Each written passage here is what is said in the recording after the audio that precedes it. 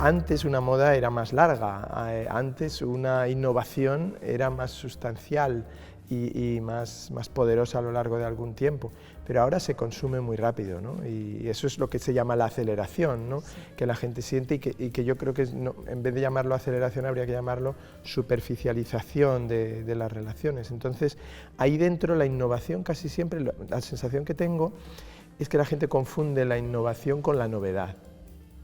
La innovación es una cosa profunda que solo se puede analizar pasado un tiempo, es decir, es algo que tiene que dejar huella para significar algo y en cambio digamos, la novedad es simplemente una cuestión de cosmética, ¿no? Es de apariencia de que algo es novedoso. Yo sí creo que la innovación es fundamental, pero es como el estilo, ¿no? Tiene que estar oculto, tiene que salir de la raíz y no puede venir de la superficie a la raíz, sino que sale de la raíz profunda hacia afuera. La innovación verdaderamente trascendente, verdaderamente importante, no surge de la nada. Necesita un conocimiento previo, un saber, un conjunto de experiencias y de observaciones. Y sobre todo necesita tiempo. El tiempo del estudio, de la reflexión crítica, pero también, creo yo, el tiempo de la ensoñación, de la imaginación, del pensamiento meditativo en vacío, ¿no? Y esto quizá es algo que nuestra época no está dispuesta a concedernos o a concederos a los creadores, ¿no?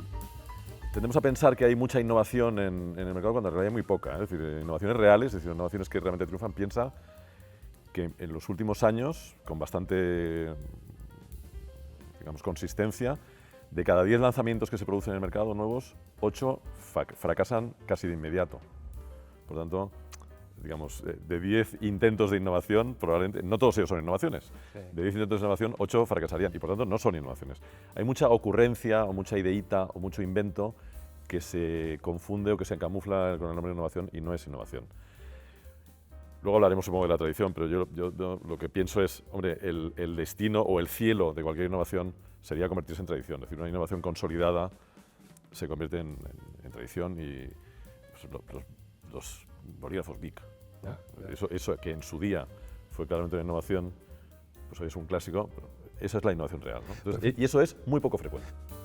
Parece que la innovación nos rodea alrededor de nosotros, estamos siempre hablando de innovación, pero nunca lo definimos. Yo, por mi parte, creo que la definición de innovación es que es algo que lleva mucho tiempo presente con nosotros y parece que ha despertado en los últimos tiempos. No sé si tú opinas lo mismo. Bueno, estamos acostumbrados a asociar innovación con innovación tecnológica, sobre todo, y no con innovación ideológica, que yo creo que es de lo que se trataría. De hecho, la tecnología en los últimos tiempos se está ocupando un lugar demasiado predominante y se ha convertido en una especie de nueva religión y es un nuevo soma también porque nos distrae de lo fundamental. Bueno, hemos estado durante muchas décadas viviendo en esta idea del crecimiento desmesurado, en lo que parecía que tu vida mejorara quería decir que cada vez ibas a tener un coche mejor, más moderno, con más innovaciones, o un teléfono mejor, o lo que fuera, una televisión más grande. Y sin embargo creo que ahora mismo, para mí la innovación pasa necesariamente por la idea de crecimiento.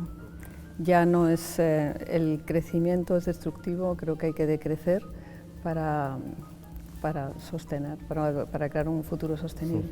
Tenemos otros medios que son los que ven los jóvenes, que son esas películas, esas imágenes que nos hablan de o un futuro utópico o un futuro distópico, como resultado de todo este proceso de innovación. Y todos conocemos series y películas que nos hacen ver tener esta visión un poco utópica, ¿no? Ideal, lo que tú decías al principio, las redes sociales cuando llegaron y todo el mundo, libertad, ya no hay barreras de acceso, no sé qué, y poquito a poco han pasado los años y nos damos cuenta de esa otra cara de todo este proceso de innovación. Y cuando uno mira ese proceso, esa visión utópica y la distópica, para mí lo más importante es pensar que el futuro no está escrito, que el futuro depende de lo que hagamos ahora. Hola, ¿qué tal? Bienvenidos. La verdad que es un honor para mí estar con estos tres ponentes a los que vais a escuchar durante 35 minutos. Voy a hacer una breve presentación de ellos porque tenía todo su currículum y la verdad que lo podéis buscar, son extraordinarios. Tengo aquí a Toni Segarra, publicista. En Banco Sabadell hemos tenido la suerte de tenerlo durante muchos años componiendo la imagen de marca. Bienvenido, Toni. Gracias. Tenemos a Patricia Martínez, profesora de Filología Francesa en la Universidad Autónoma de Madrid y decana de la Facultad de Filosofía y Letras. Bienvenida, Patricia. Muchas gracias. Y Valerio Rocco, que es director de la casa que nos acoge hoy, y además Valerio es profesor de Historia de Filosofía Moderna en el Departamento de Filosofía de la Universidad Autónoma. Muy bien representada la Autónoma de Madrid, hoy aquí con estos dos ponentes de lujo. Bueno, ahora estamos... hemos dicho que no íbamos a hablar mucho porque si no, nosotros mismos nos contraprogramábamos de lo que íbamos a hablar ahora, pero un poco criticando, porque dice hablando de innovar y yo pensaba que vamos a criticar la innovación hoy aquí. Para eso estamos con los diálogos para una innovación crítica, pero no solo la crítica de lo que es el concepto, o sea, hoy vamos a criticar lo que es el concepto de innovación.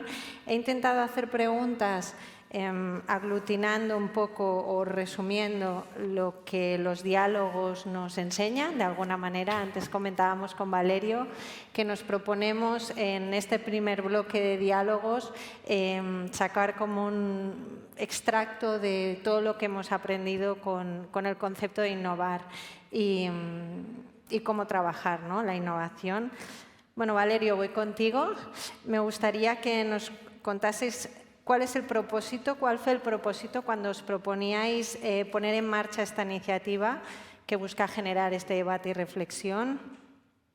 ¿Y qué impacto crees que habéis generado en la noción del concepto, no del impacto de visitas, que sabemos que es uno de los proyectos, ¿no?, que más visibilidad tiene de todo lo que hacéis en el Círculo de Bellas Artes, sino el propio el concepto, o sea, el impacto en el concepto? Sí, bueno, gracias por la pregunta y por la presencia aquí también de tres personas, la verdad es que a las que admiro mucho y de las que siempre aprendo mucho. Y bueno, el proyecto de los diálogos para una innovación crítica surge como un proyecto híbrido, como un proyecto que pretende juntar dos mundos insólitamente separados en nuestro país, como son el mundo de la investigación y de la universidad, por una parte, y el mundo de la sociedad en general y de la cultura en particular, ¿no? Yo fui durante 4 años vicedecano de investigación y transferencia del conocimiento y de innovación en la Facultad de Filosofía y Letras, bajo las órdenes de Patricia, que es una de las mejores jefas que se puede tener. Y bueno, y ahí se formulaba un poco el problema desde el ámbito universitario. ¿Qué significa innovar desde estas disciplinas? Desde la antropología, la filosofía, la historia del arte, ¿no? ¿Cómo se puede este conocimiento llevarlo a la sociedad que tenga un impacto social, que tenga un impacto comunicativo y además que tenga un impacto, ¿por qué no?, también un impacto económico? Al mismo tiempo, entonces está la dificultad de saber cómo se innova y cómo se transfiere en humanidades, ¿no? Porque estamos en un contexto en el que, así como para la palabra investigación, inmediatamente con a esta palabra asociamos fundamentalmente la investigación científica, la investigación en un laboratorio, dejando de lado la ingente e importantísima investigación que se hace en todas las ramas de las humanidades y las ciencias sociales, pues con la innovación está pasando algo parecido. Es uno de los conceptos fetiche de nuestro tiempo y se la está entendiendo cada vez más, como decía Cristina Rosenbinge en el vídeo que hemos visto, cada vez más únicamente como innovación tecnológica, únicamente como digitalización. Y además, bueno, pues los que somos filósofos, y aquí como impulsores del proyecto inicialmente nos congregamos efectivamente 2 filósofos, yo por una parte en mi calidad de director del Círculo y por el otro lado Diego Garrocho, al que ya habéis podido escuchar esta mañana, que actualmente es el vicedecano de investigación de la Facultad de Filosofía. Nosotros los filósofos siempre sospechamos cuando hay un concepto que no es criticado, ¿no?, que no es objeto de un debate desde un punto de vista negativo. Y el concepto de innovación es uno de estos conceptos que todo el mundo utiliza de manera positiva, pero sobre el que no se había reflexionado, creemos nosotros, suficientemente. Entonces la idea fue poner a dialogar a 10 grandes profesores e investigadores de la Universidad Autónoma de Madrid, que era con la que inicialmente el Círculo creó este proyecto, luego se unió apoyándolo también la Fundación Banco Sabadell.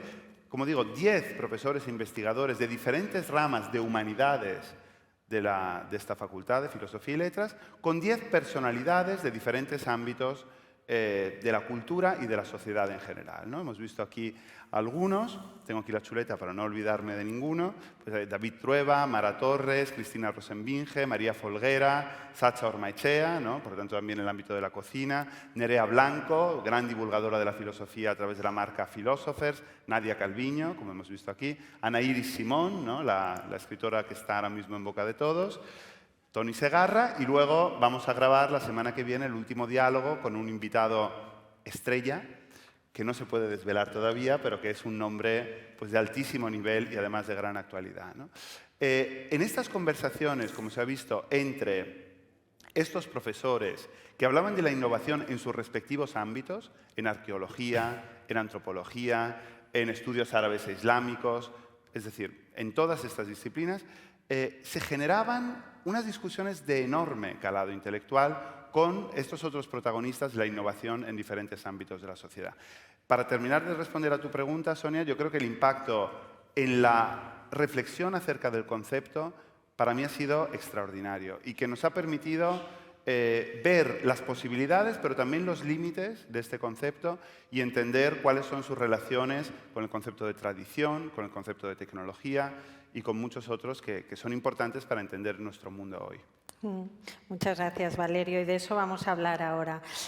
Esta pregunta es para los tres. Entonces, yo creo que ciertas condiciones sociales favorecen la innovación, ¿no? De alguna manera, como que la necesidad agudiza el ingenio.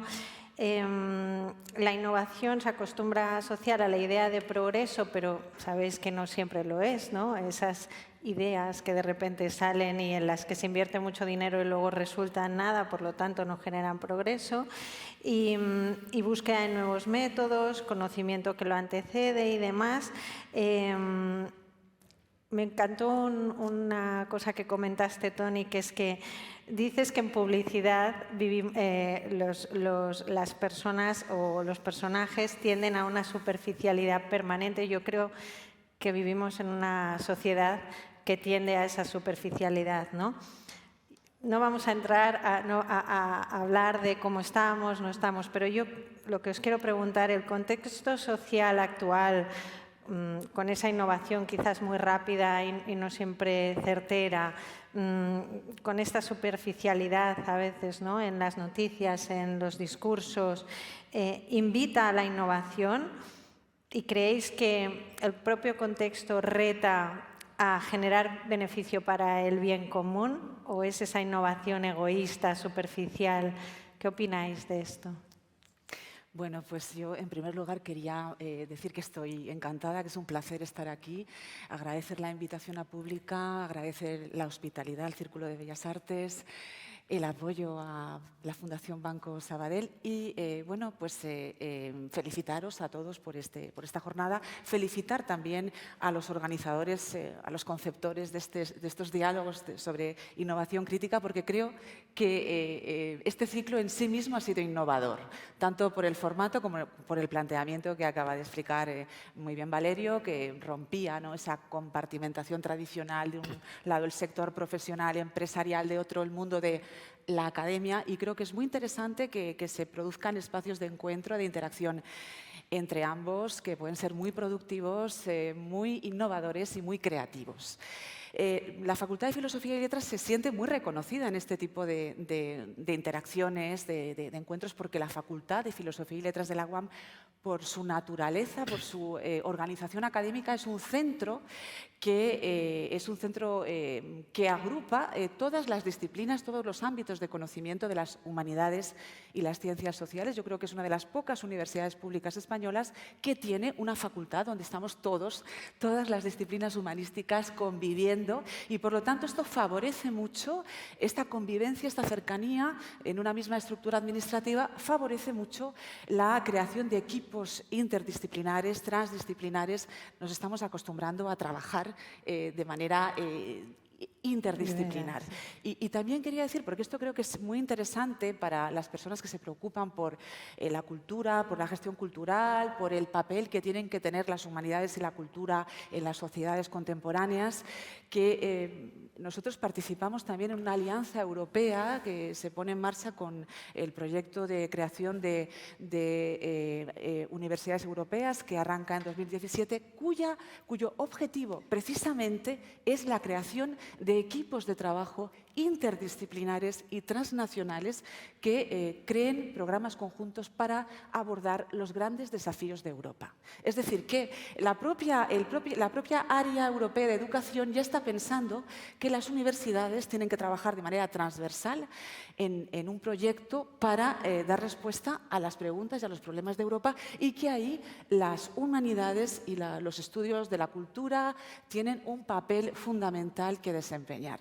Entonces, cuando tú hablabas de esta cultura que vivimos ahora mismo, o de esta civilización de lo efímero, de lo superficial, de lo rápido, de lo veloz, pues yo creo que tendríamos que reivindicar desde la academia, desde la universidad, desde los estudios, tendríamos que reivindicar, en primer lugar, la necesidad de la aportación sustancial que puede hacer una formación humanística, una formación en cultura al conjunto de los saberes contemporáneos.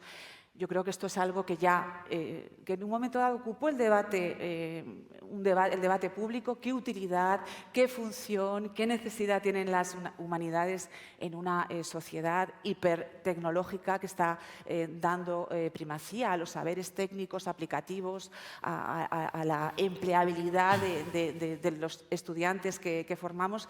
¿Qué función tienen que tener las humanidades? Esta fase del debate ya la hemos superado, creo yo. Todo el conjunto de la sociedad, de los agentes sociales, reconocen que las humanidades, que la cultura tiene un papel importante que desempeñar, y posiblemente la gran pregunta del momento es cómo pueden, qué tienen que hacer o qué están haciendo las humanidades para, digamos, adaptarse, rearmarse, renovarse y ser capaces de aportar esas respuestas a las sociedades, ser capaces de servir, de ponerse al servicio de la vida, por decirlo como lo decía Nietzsche, es decir, poner ese saber sobre la vida que tienen los estudios de humanidades al servicio de la vida y al servicio de las sociedades en este momento. Y claro, en este momento pues nos encontramos con ese problema de la velocidad, de la superficialidad, de lo efímero de las informaciones que circulan, ¿no?, por esta medioesfera, y yo creo que ahí la formación humanística o la reflexión humanística puede aportar ese tiempo que es necesario para la reflexión, para el pensamiento, para la meditación. Puede reivindicar la necesidad que tenemos de afrontar la complejidad sin tener la urgencia de dar una respuesta inmediata, de dar una solución rápida, de dar una solución simple. Tenemos que reivindicar la lentitud de la lectura, la necesidad del tiempo para la concentración, para el estudio, porque eso es lo que nos va a permitir ser verdaderamente creativos, ¿no?, en las respuestas que demos ante las preguntas que plantea esta sociedad en este momento. Muchas gracias, Patricia. Toni. Sí. Bueno, primero agradecer, obviamente, pero más que en mi nombre, que también en nombre de la profesión, porque nosotros somos una profesión sospechosa, y que se nos invite a estos entornos de la cultura me parece maravilloso, y lo agradezco mucho, que se nos deje hablar. Hablabas del contexto. Yo sí tengo la sensación, efectivamente, de que estamos en una de esas etapas de la humanidad en la que hay una transformación, no sé cómo llamarlo, paradigmática, sistémica, estructural, extraordinaria, pues como cuando apareció la electricidad. Es decir, de alguna manera hay que reinventarlo todo, o hay que inventarlo todo. Es decir, hoy las grandes compañías, que son los que yo trabajo, hay una expresión de consultoría muy clásica que dice que hoy las compañías tienen que cambiar las alas del avión mientras el avión está volando, ¿no?, que seguramente es una cosa difícil de hacer, ¿no? Efectivamente, lo que yo creo que vivimos es en un entorno de extremada creatividad, por una cuestión, la creatividad al final es un instinto humano que trata de resolver problemas de una forma distinta a lo habitual, porque lo habitual ya no sirve, y de esa apoteosis de la creatividad la inmensa mayoría de la creatividad siempre es muy mala. Entonces, a apoteosis de la creatividad surgirá alguna idea que con el tiempo serán innovaciones profundas.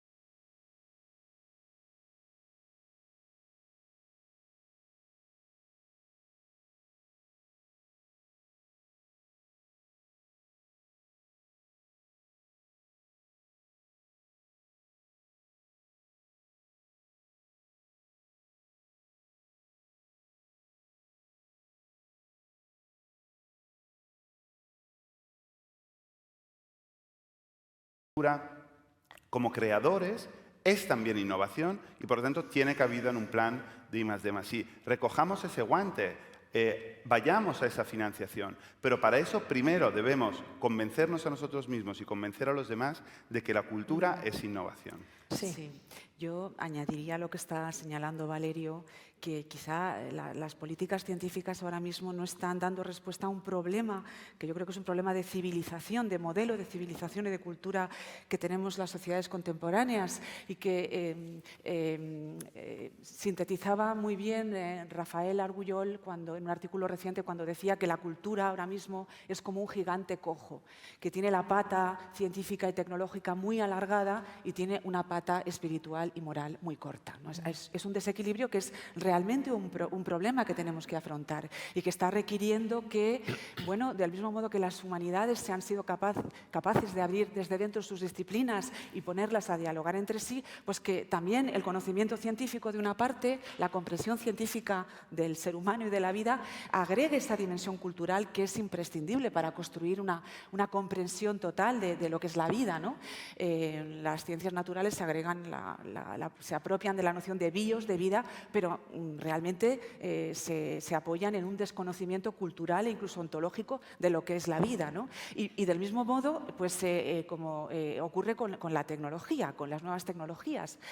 Como decía la escritora portuguesa Lydia George, este auge de la tecnología, este culto de la tecnología está reclamando una unión con la cultura humanística que le aporte deontología, ética y sentido de la existencia. Entonces, realmente ahí tenemos un problema que quizá tendría que tener una respuesta política, ¿no? Cómo corregir este grave desequilibrio, porque está produciendo, bueno, pues digamos un tipo de civilización que ya no asegura la mejor convivencia, que ya no asegura la mejor experiencia de vida, ¿no? para los ciudadanos. Y bueno, pues yo creo que ahí tenemos que recordar, como señalabais, que las tecnologías en realidad que son importantísimas y son unas herramientas que están transformando nuestra vida, no generan conocimiento, ayudan, bien utilizadas, a difundir, a ordenar, a hacer circular el conocimiento, pero en sí mismas las nuevas tecnologías o la digitalización, la transmedialidad, no generan conocimiento, son una acumulación de datos, ponen a disposición esa adición de datos, pero todos sabemos que para que realmente haya un conocimiento, el conocimiento necesita conceptos, los conceptos necesitan relatos, narraciones, narrativas. Una teoría es una narración y esa narración la tiene que hacer el lector, ¿no? El intérprete, el exégeta, es decir, el humanista, el científico social.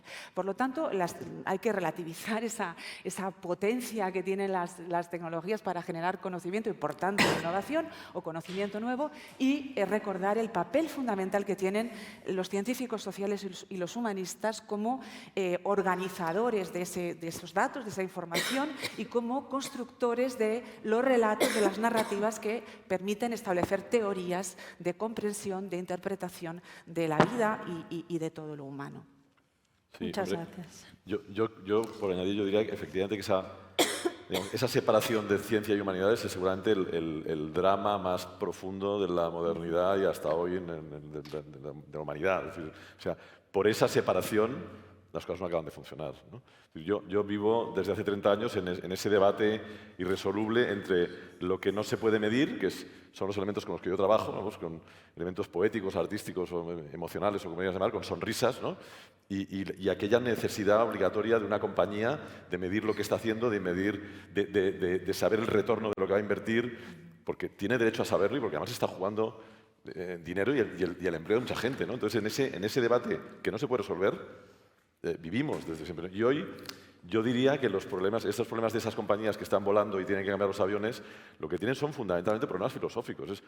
Tienen que responder como la banca, la prensa, ¿no? La publicidad. Tienen que responder a las preguntas fundamentales. Es decir, ¿de dónde venimos? Muy bien. ¿Y a dónde vamos? ¿Y quién somos? ¿No? Porque se ha olvidado. Hoy hay una cierta moda en el mundo del marketing que no sé si ha trascendido, que es que las marcas traten de encontrar su propósito.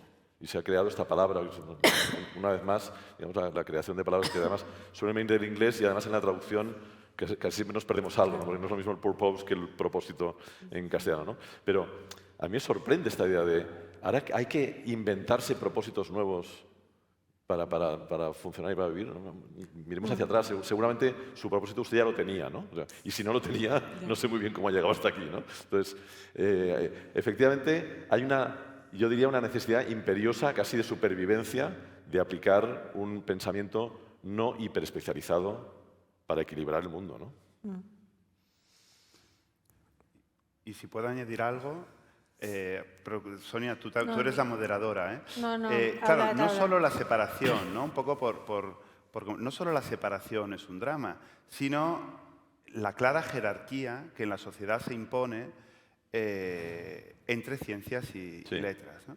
Lo hemos vivido ahora con el COVID, ¿no?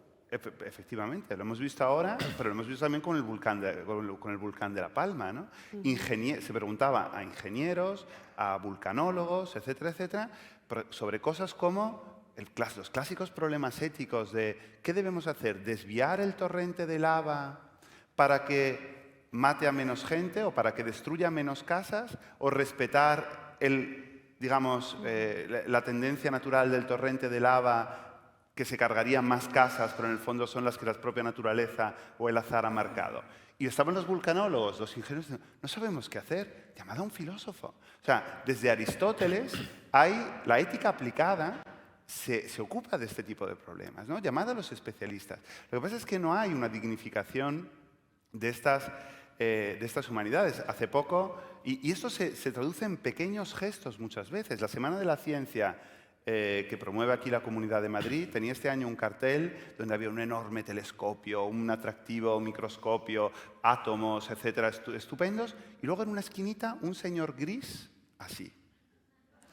Claro, ¿quién se va a interesar por la filosofía, por el pensamiento, por las humanidades, ¿no? Nuestra gran agencia pública de transferencia del conocimiento en este país, que es una estructura extraordinaria y que funciona muy bien, es la FECIT, la Federación Española de Ciencia y Tecnología.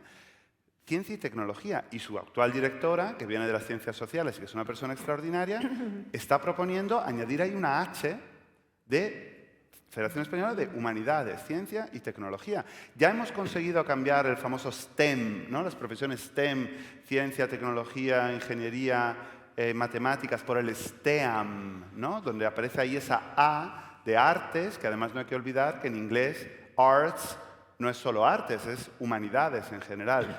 Pero son pequeños gestos que hacen mucho para dignificar y unificar a través de esa dignificación. Estuvimos visitando ahora, antes de Navidades, con el presidente de la Fundación un centro de investigación y en la comida decían que necesitaban más que nunca a los filósofos para plantear las cuestiones científicas. ¿Hay algún filósofo en la sala, por favor? Sí, postularos, filósofos. Tendréis 10 minutos para hacer preguntas. Lo que pasa que sí que os pido que cuando formuléis las preguntas sean preguntas, por favor, y sean preguntas breves, así podemos escuchar las respuestas de los ponentes, si las preguntas son breves. Muchas gracias. Me avisaréis cuando falten antes de las preguntas, por favor, porque hemos empezado más tarde y ya no controlo el tiempo. Yo creo que nos queda media hora, ¿no? Más o menos. ¿Lo digo bien? 20 minutos, 25. Había una pregunta que os quería hacer. Bueno, habéis hablado ya de tradición, Yo quiero preguntaros una cosa, porque además de lo que decía Tony, que esa consolidación, ¿no?, de la innovación para que realmente tenga un impacto, yo creo que hay algo ahora que es muy necesario, que es la transversalidad generacional e interdisciplinar, ¿no?, que también habéis hablado. ¿Y creéis que eso es relevante, que se está aprovechando realmente para innovar? Porque parece que cuando a veces se habla de innovación son esos jóvenes, ¿no?, que están en un garaje. Entonces, y ese conocimiento de la universidad, ¿no?, que sí que es más consolidado, ¿creéis que se está aprovechando realmente para innovar? Yo ahí siempre cito, en esa línea, siempre cito muy brevemente a Jorge Wagensberg cuando hablaba de que la innovación se producía en los bares de las facultades, ¿no? Es decir, cuando se juntaba el de ciencias exactas y el de física y se ponían a tomar una cerveza y comentaban sus cosas y de pronto de ahí, de esa conexión, surgía la idea, ¿no? De hecho, eso es lo que hacen las humanidades, es decir, colocarte en una posición lo suficientemente lejana como para que seas capaz de establecer conexiones. Y la hiperespecialización, que es imprescindible para avanzar, lo que hace es al contrario, te acerca tanto a las cosas que eres incapaz de ver su dimensión en el entorno global, ¿no? Sí. Y en ese sentido, estoy de acuerdo, ¿no? Y, ¿qué podemos hacer las instituciones culturales? Bares. Abrir bares en las facultades. Abrir bares.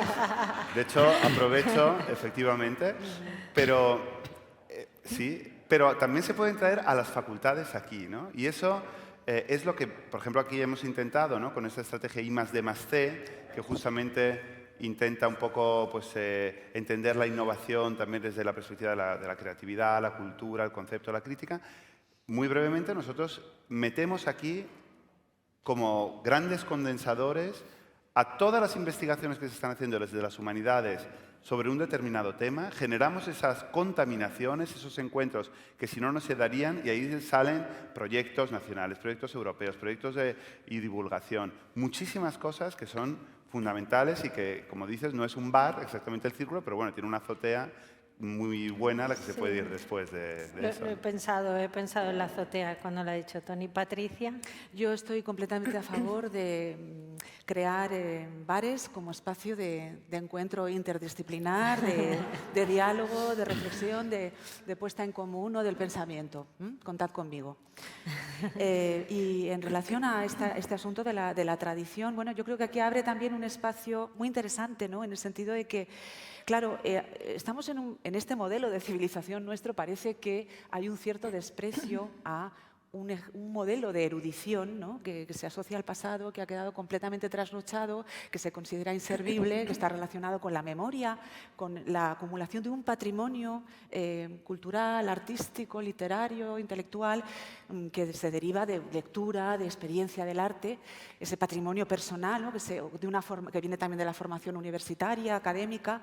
Entonces, todo eso parece que ya está, que es inútil en un momento en el que pensamos que todo está a disposición inmediata, lo podemos consumir instantáneamente cualquier usuario porque está en la red y no necesitamos todo eso. Entonces, claro, bueno, pues yo creo que esto es un pensamiento equivocado, ¿no?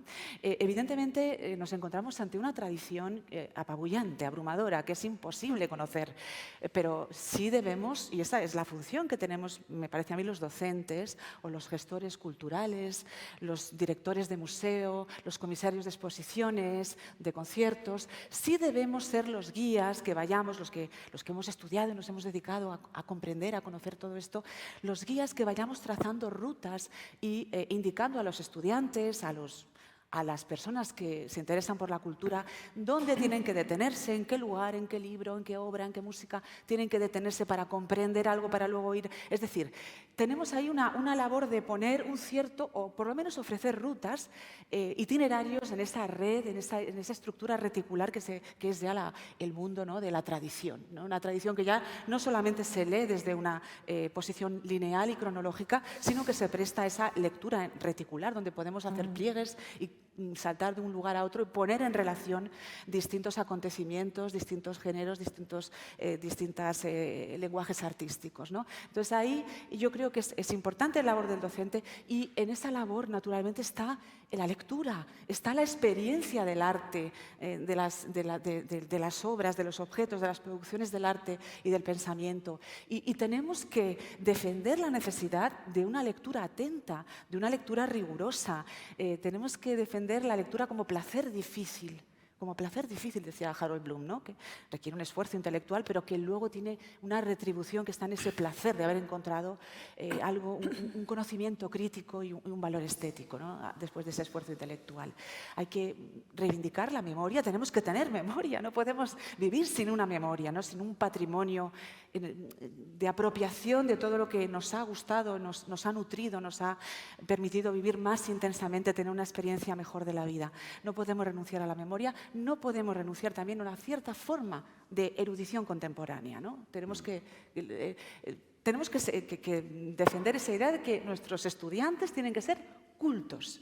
Tienen que ser personas, ciudadanos cultos, porque solo así serán ciudadanos libres y críticos. Y yo creo que, en definitiva, y termino ya con esto, no sé si esto va a continuar, si hay muchas más Os preguntas. haré una pregunta más bueno. que tenéis que responder de forma breve porque daremos paso al público, pero al cierre, en lugar de cerrar yo, quiero que cerréis vosotros con algún concepto o alguna idea que queréis que cale en el público. Bueno, a mí después de esto me surge la constatación de que nosotros como oficio hemos sido siempre una especie de experimentación de esa transculturalidad, multidisciplinaridad, porque yo, por ejemplo, en mi pequeña empresa, mis socios son, uno es físico, el otro es licenciado en filosofía y yo soy licenciado en filología hispánica. Es decir, la publicidad siempre ha sido una especie de cajón desastre donde íbamos los que no sabíamos qué hacer, pero eso nos ha convertido, yo creo, en una disciplina capaz de entender que para conseguir las ideas que necesitamos hay que mezclarse con nosotros, ¿no? Yo quiero incidir muy rápidamente en lo que ha dicho Patricia sobre la experiencia cultural. No solo el sector está innovando, no solo hay muchas formas de innovación, como hemos dicho, sino en nuestra vida personal, ¿qué hay de más transformador? ¿Qué hay de más innovador que una experiencia cultural de enorme calidad? Todos tenemos la experiencia de una canción que nos ha cambiado la vida, un libro que ha cambiado nuestra manera de ver el mundo, una conferencia que nos ha dado nuevas visiones fundamentales para nosotros, una película, una serie. Todos estos elementos son transformadores, profundamente innovadores en nosotros y al final lo son mucho más que los desarrollos tecnológicos que nos ayudan en la vida, son fundamentales, ojalá además se expandan y sean muchísimo más accesibles, pero no son verdaderamente transformadores e innovadores, solo facilitadores, como decía antes Patricia, y por lo tanto hay que reivindicar esa enorme y radical fuerza innovadora y transformadora de la cultura. Una última pregunta, la respondéis breve y damos paso al público, porque la verdad que dijiste una cosa en tu diálogo, Toni, que me encantó, y es que las disciplinas artísticas podían actuar como incubadoras de pensamiento, ¿no? Y con ese concepto de incubación, aceleración, ¿cómo creéis que se podría hacer esto? ¿Qué ideas lanzáis para que alguien realmente cree estas incubadoras de pensamiento? Que los diálogos ya lo son, ¿no? De alguna manera, pero para que nazcan más proyectos en este sentido. Yo que vivo cerca del mundo de las empresas y que al final son las que mueven el mundo, yo reivindico la presencia de creativos en los consejos de administración de las compañías. Sí. Es algo que yo también reivindico. Y entre ellos incluyo artistas, por supuesto. Sí. Bueno, pues yo creo que el mundo profesional, el mundo empresarial está reconociendo el valor que tiene justamente esa formación íntegra, ¿no? que proporcionaban las humanidades tradicionales, que quizás se ha desdibujado un poco en la configuración académica de las humanidades ahora mismo, donde se ha priorizado el perfil, ¿no? el perfil profesional que requiere un empleador, para qué formamos a los estudiantes, y tradicionalmente las humanidades lo que hacían prevalecer era la formación integral de una persona que así la capacitaba para disfrutar, para vivir mejor, para saber vivir, ¿no? Entonces yo creo que tendríamos que recuperar esa dimensión, ¿no? Como formación integral que proporcionan las humanidades. Y en este sentido, pues yo creo que una de las aportaciones o uno de los objetivos de la formación humanística que tendríamos que considerar es la de el lector transmedial, ¿no? Crear o formar lectores que sean realmente transmediales o transmediáticos, que sean capaces de leer todos los lenguajes, el texto, el lenguaje escrito, textual, icónico, iconográfico, performativo, audiovisual, porque en este momento estamos necesitados de intérpretes, de lectores. Este sería el lector ideal de este momento, ¿no? Y es un lector que tiene que pasar, que se forma a través de las humanidades como disciplinas que forman en la hermenéutica, ¿no? en la lectura, en la comprensión de todos los relatos que ha fabricado la civilización humana para comprenderse y para explicarse. Entonces me quedaría con esa idea de un lector transmedial. Yo para ser muy concreto, voy a presentar una línea muy brevemente, en la que estamos trabajando aquí en el Círculo, y es la infiltración de la cultura en la empresa. En las estructuras empresariales, a través de dos sistemas muy sencillos. Uno, los beneficios corporativos que se dan a los empleados de las grandes empresas, que ahora mismo son gimnasio, salud financiera, paquetes médicos, de seguro médico, etc., ¿por qué no ofrecer la cultura como beneficio corporativo a los empleados? Experiencias culturales, ¿no?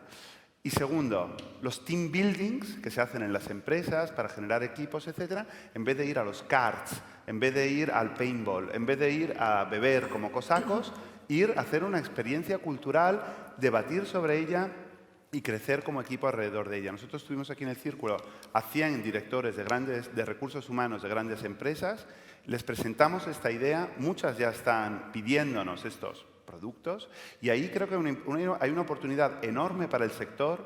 Ahora, además, que después de la pandemia la cultura ha vuelto a ocupar un lugar tan importante en la vida de la gente y se ha entendido pues, que nos hace mejor personas y por lo tanto también mejores trabajadores en nuestras organizaciones. Hay muchísimos espacios de crecimiento si nos creemos realmente la idea de que la cultura es innovación y que la innovación debe apoyarse también en la cultura y no solo en la mera digitalización. Gracias, Valerio.